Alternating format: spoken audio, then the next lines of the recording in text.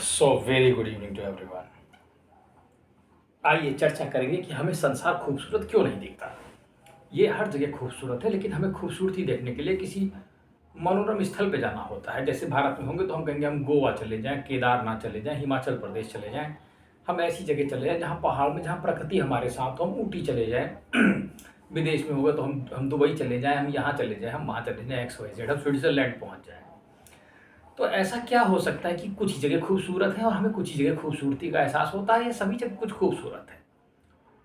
देखो, अंधों को कुछ दिखाई नहीं देता, उन्हें हर जगह एक ही जैसा दिखता है। वैसे मैं तुमसे कह दूं, ये सब मानसिक अवस्था पे है कि तुम कितनी खूबसूरती देख पाते हो। उससे भी ऊपर है कि तुम्हारे देखने की कला। पहले मैं तुम्हें एक उदाहरण बताता हूँ, ये वीडियो बनाने की प्रेरणा मुझे कहाँ से मिली। ये वीडियो बनाने की प्रेरणा मुझे पिक्चर देखने से मिली। मैं कल एक पिक्चर देख रहा था जी क्लासिक पे शाम के समय, झील के उस पार। अद्भुत पिक्चर। वैसे मुझे हर चीज़ अद्भुत ही लगती है, भगवान की बनाई हुई। अब तुम्हें अच्छी लगे ना लगे। काफ़ी ट्विस्ट और टर्न वाली पिक्चर थी। धर्मेंद्र, मुमताज़ और तमाम कलाकार, रंजीत और प्रेम चोपड़ा। मैं हर चीज़ को बारीकी से देखता हूँ। मैं अगर पिक्चर भी देख रहा होता हूँ तो मैं ये कल्पना कर रहा होता हूँ कि मैं पिक्चर नहीं देख रहा हूँ, ये पिक्चर बनाने वाले ने पिक्चर बनाई है, और पिक्चर बनाने वाले की प्रेरणा भी परमेश्वर ने दी है। इसलिए जो बनाया हुआ चित्र चल रहा है, ये परमेश्वर नहीं बनाया है। मैं कुछ ऐसी कल्पना करता हूँ। तो ये क्या बनाया है?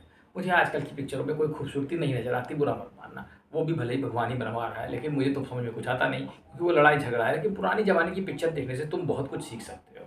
मैं तुमसे सच कहता हूँ, बहुत पुरानी भी मत देखना, वो बहुत धीरी हो जाती हैं।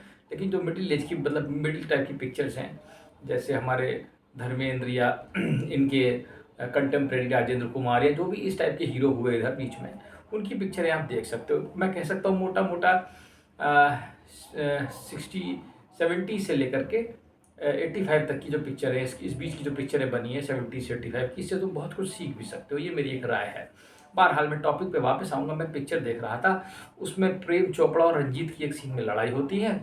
और मैं क्या देखता हूँ, मैं उस समय मेरे गीता के श्लोक एकदम से मेरे दिमाग में आता है कि किस प्रकार गुणों के अधीन मनुष्य कर्म को करता है। वो एक दूसरे को चाकू मारने पे आतुर होते हैं, बाद में एक दूसरे को एक जो प्रेम चोपड़ा को रंजीत चाकू मार के मार देता है। तो गुणों के अधीन किस तरह व्यवस्था से आदमी काम कर रहा है। कुछ पैसे की लड़ाई हो रही है, वहाँ पर एक टॉपिक दिया गया है, वो एक पैसा है, ठीक है। और वहाँ पे कुछ जेवरात है, कुछ एक कारण बनाया गया है लड़ाई का, और वो छोटे से उस कारण के पीछे वो दोनों लड़ रहे हैं और एक अपनी जान गंवा देता है। तो गुणों के अधीन किस तरीके से, और इसके बाद कृष्ण कहता है ये वही समझ सकता है जो देख सकता है। ये बात ध्यान रखना। इसीलिए मैं तुमसे फिर से कहूंगा, हर चीज खूबसूरत है, और देखने की कला विकसित करो और बिना दिमाग लगाए। इस देखने को दूसरी तरीके से देखो। तुम सामने देखते हो तो तुम्हारा मस्तिष्क, जो माइंड है, ये तरह तरह के विचार तुरंत पैदा कर देता है।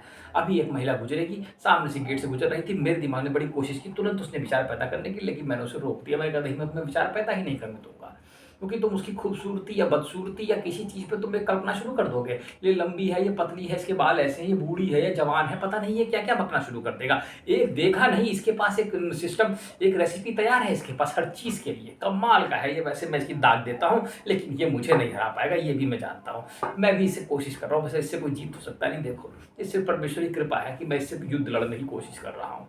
बहरहाल मैं युद्ध जीतूंगा या नहीं, ये तो समय ही बताएगा। बहरहाल मैं जीत लूंगा।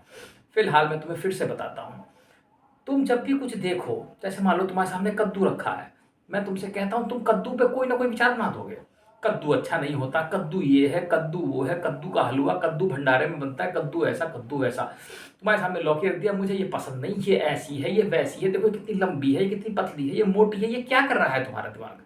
तुम्हारा दिमाग हर चीज की एनालिसिस कर डालता है। कोई चीज उसके सामने ला के रख दो, कमाल का है ये, जो कि वो तुम्हारे अंदर पहले से भरा हुआ है। अगर मान लो तुम्हें मालूम ही ना हो कि नींबू खट्टा होता है, बच्चा पहली बार चखता है तो उसका अनुभव करता है, वो उसके मस्तिष्क में बैठ जाता है, और तुम बिल्कुल साफ हो, तुम्हें मालूम ही नहीं है। मान लो कोई बच्चा बैठा है, उसके पास एक सांप बैठा है जहरीला, उसे मालूम ही नहीं है, सांप काट लेता है तो उसका क्या मतलब है? वो इनोसेंट है, या आग से हाथ जल जाता है, ऐसा हम उदाहरण ले सकते हैं। क्योंकि वो कंडीशनिंग पहले नहीं की गई है, और वो बाद में की गई है। तुम इसको समझने का प्रयास करना, समझ रहे हो? तो जो कंडीशनिंग का कूड़ा भर दिया गया है, वही तुम्हारे देखने में बाधक है। विचार आ रहे हैं, हर चीज पे विचार आ रहे हैं। स्कूल में गए, अरे अरे बॉस तो ऐसा ही है, ऐसा ही है, ये तो ऐसा ही है। अब उन्हें भगाओ, उन्हें छांटो। रूमी इसीलिए कहता है अपने कुएं की सफाई करो बार बार, इसकी बार बार सफाई की जरूरत है, लगातार करते रहो इसकी सफाई।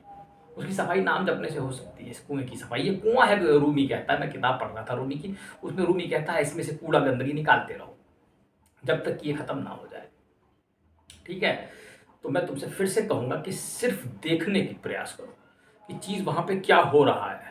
बेहतरीन है, मैं तुमसे कहता हूँ। तुम पता नहीं तुम्हारे यहाँ अमीरी गरीबी गरीबी और दुश्मनी और ये और वो पता नहीं, जब तुम वो देखने की कला सीख जाओगे, मैं तुमसे कहता हूँ तुम कहीं बैठ जाओ, तुम कहीं चले जाओ, सब कुछ खूबसूरत है।